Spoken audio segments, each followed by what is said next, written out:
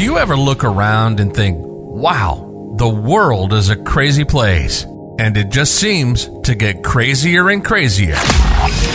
Ease your mind and take a break. This is Fuel for the Soul with John Giftah.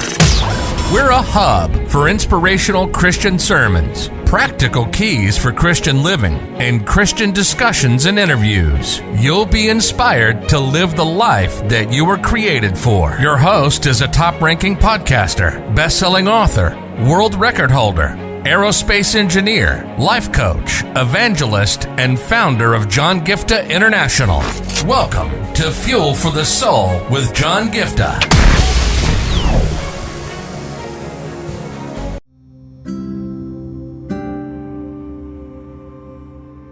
Are you in a place today where you're saying, John, I'm not sure if prayer is going to really make a difference, right? In one of my recent segments, I was talking to you on the reality of true prayer. And I told you why certain things like an act of prayer does not have any power, because only God has power. And I encourage you to check out that segment, which will help you and bring to you the perspective of what is true prayer. But today I'm going to talk to you on this aspect where you have to understand that just because you don't feel like it, just because things don't seem like it, does not mean that your prayer is ineffective.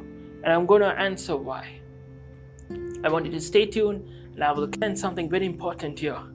You may be in a place where you're saying, John, just praying, is it really going to make a difference? Now, I understand there's an aspect where, faith without works is dead. There is an aspect where you got to do your part. Just like when you see that Jesus was about to raise Lazarus from the dead, but he asked the people to roll away the stones. Yes, there is a role for you to play. Yes, when you are praying, for example, the Bible talks about how you can prepare the horses, but God brings the victory. Yes, you have to do your part of preparing the horses. You cannot just sit on the sidelines. You cannot do nothing and expect God to do everything. And at the same time, you have to remember that when God gave certain instructions, like for example with Moses or with Noah or with Abraham, there were instructions given by God. So you have to understand that prayer in itself is not enough. You have to go by the instruction. You have to obey God's instruction. There's no doubt about it. But today, I want to tell you something here. You may be in a place where you're saying, but my prayer, is it really worth it? Is it really going to make a difference? And one of the reasons why the church in general today, a lot of churches are just settling for mediocrity, are just so powerless, is because they have not tapped into the power of prayer. They don't think that their prayer is effective anymore. Yes, I understand there's a part where you have to do your part, but there's also an important aspect where you need to believe in the power of prayer. Not in the act of prayer, but you have to understand that when you are connected with God, when you are having a relationship with God, and when you pray, things are bound to change. When you pray, God is going to answer. When you pray, things are not going to be the same. When you pray, you will get the answer. May not be the way you want it, may not be in the timeline you want it, but there's definitely going to be an answer, and there's going to be a difference when you are involving God in your life. The Bible says in James 5 verse 16 that the prayer of a righteous man availeth much. I want you to remember, because of what Jesus did on the cross of Calvary, because of the finished work, if you see Romans chapter 5 verse 17, 18, 19, because of the one man, Jesus, when he finished the work on the cross, you and I have the gift of righteousness, dikaiosune, which is the Greek word for righteousness. You are having the gift of being in the right standing before God, which means that today when I pray, today when you pray, your prayer is bound to avail much. That's the power that you have. You have a power that other people don't have. That's the power that you need to tap into. But the problem today is the church in general is sitting and wasting time on debates that don't matter. Predestination, Calvinism and Arminianism and all such nonsense. It's time for the church to stop wasting time on useless arguments and start spending time in communion with God. It's time for the church to rise up and spend their time in prayer, because when you pray, things are going to change. Stop complaining about what's happening in the political realm. It's time for the church to pray. Stop complaining about how the movies and the media in general is going into a corrupt world. It's time for you to pray. Come on, church. It's time for us to pray. And remember, when you pray, things are bound to change. I want to share a passage with you from Acts chapter 12. And I'm reading from the NLT version. And I want to quickly jump into the point that I have in store for you, because I believe this is so very important. Here's the thing. Verse 1 onwards. About that time, King Herod began to persecute the believers in the church. He had the apostle James, that is John's brother, killed with a sword.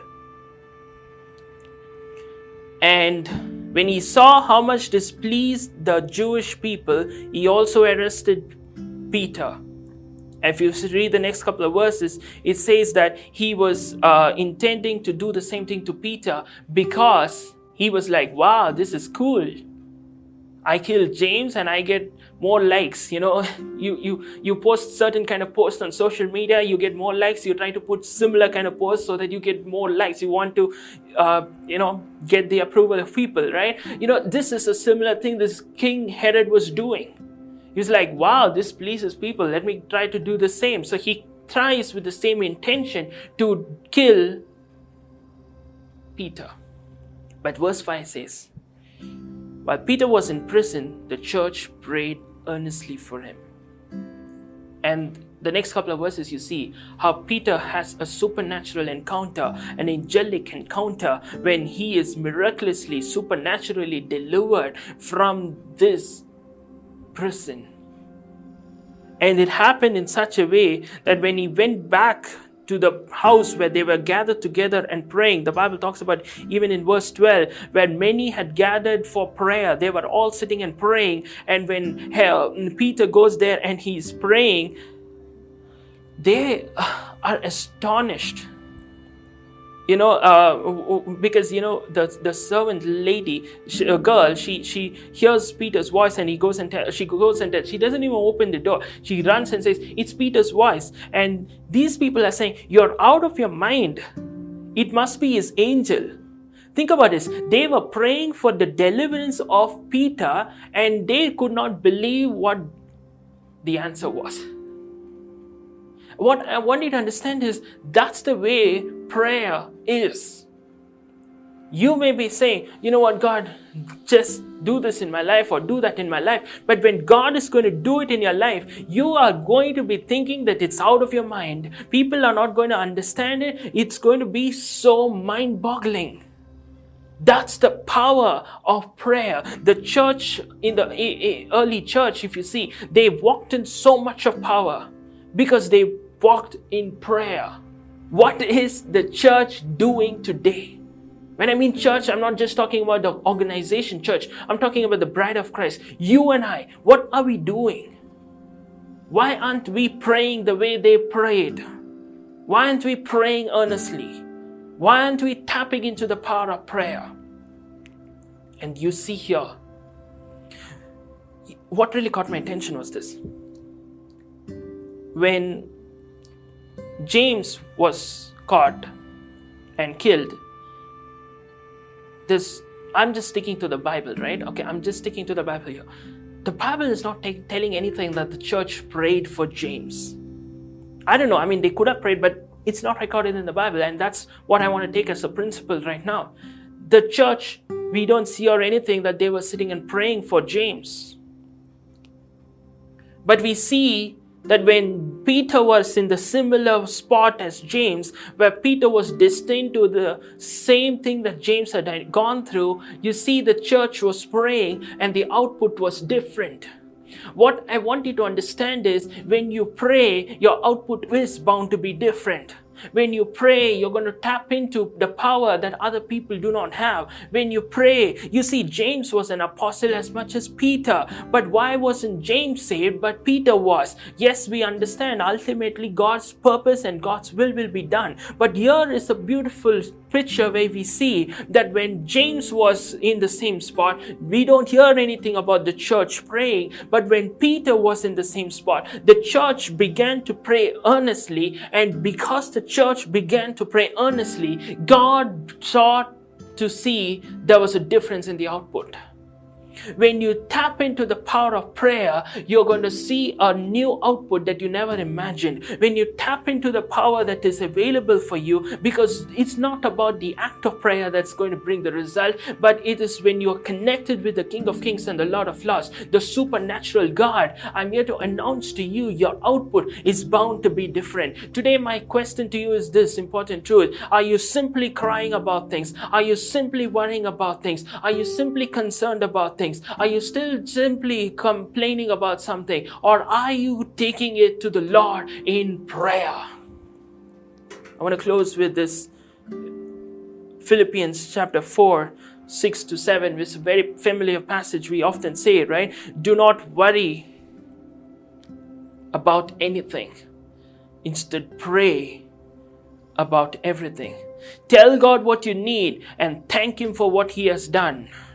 And it goes on to talk about the peace that you will have. Today, so many people are so worried. They don't have peace. They don't have joy. They don't have strength. They are so weary. They're given up in life. But they are filled with stress and so many different physical ailments, mental challenges, emotional breakdowns. And here's the thing. If you're in a spot like that, why don't you take the time to pray?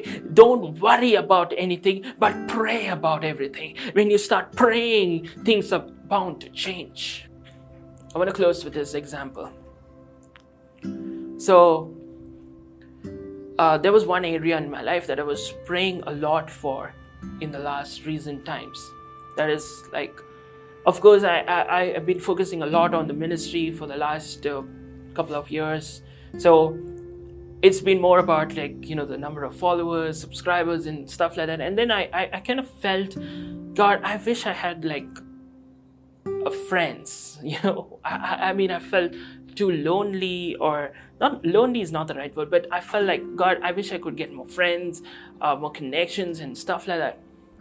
And I've been like thinking about this for a long time. I think for a long time, oh my goodness, why am I not having friends? Why am I not having friends? Why? And I'm not saying I don't have any friends, but there were friends like, hi, how are you? And things like that. But I wanted like, you know what I mean, like deeper friendships. And you know what happened? Like I felt like everything was like dead end for me. Like just me, like an island. And at one point I introspected myself and I was like, listen, I've been thinking about this for a long time. I've been worrying about this for a long time and been concerned about this for a long time. But I didn't actually pray about it. Because I'm telling you what, I prayed about a lot of things, but I never prayed about this. And I was like, oh my gosh, why didn't I pray about this? And I'm telling you guys, God is my witness. When I started praying, things just started shifting. When I started praying about it.